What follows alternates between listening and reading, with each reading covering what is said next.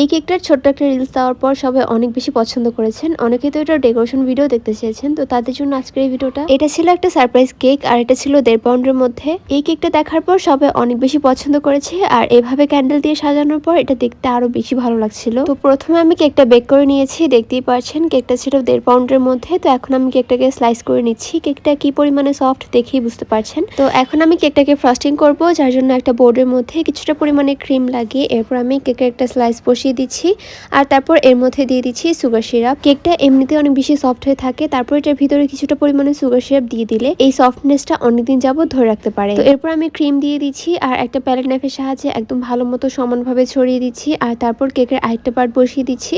Same ভাবে এর মধ্যেও সুগার সিরাপ আর ক্রিম দিয়ে দিচ্ছি।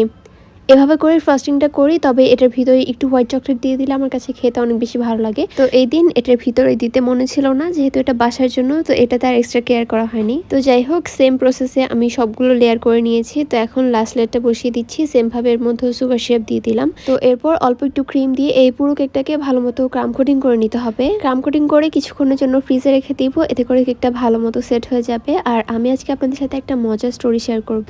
আমার কাছে কেন জানি মনে হয়েছে কেকটা যত বেশি ফ্রিজে রাখা হবে তত এটা টেস্ট আরো বেশি ইনহ্যান্স হবে। যেমন এই কেকটাই বাসার জন্য ছিল, তো রাতের বেলা কাটার পর এটা ফ্রিজে রাখা হয়েছিল। পরের দিন সকালবেলা যখন আমি খেয়েছি তখন আমার রাতের তুলনায় আরো বেশি মজা লেগেছে।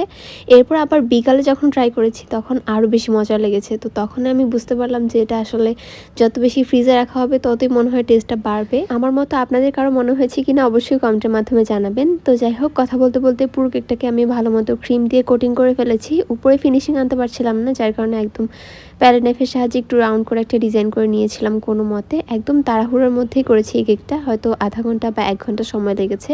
আর একদম সিম্পল রেখেছি। সাইডে আমি একটা গোল্ডেন কালারের লিকুইড বানিয়ে নিয়েছিলাম। এটা আমি বানিয়েছি একদম গোল্ডেন ডাস্ট আর সাথে একটু অয়েল মিক্স করে। তো এরপর এটাকে পুরো কেকের সাইডে লাগিয়ে নিয়েছিলাম আর তারপর মাঝখানে একটা বো এঁকে নিয়েছি। মাঝখানে না, সরি, সাইডে।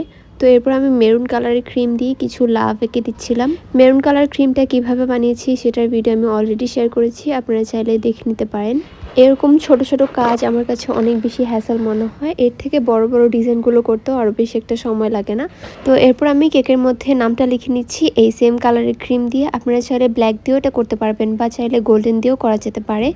তো নামটা আসলে প্র্যাকটিসের ব্যাপার, এটা বলার কিছুই নেই। আপনারা যত প্র্যাকটিস করবেন তত সুন্দর হবে নাম লেখাটা কেকের উপর আর কি।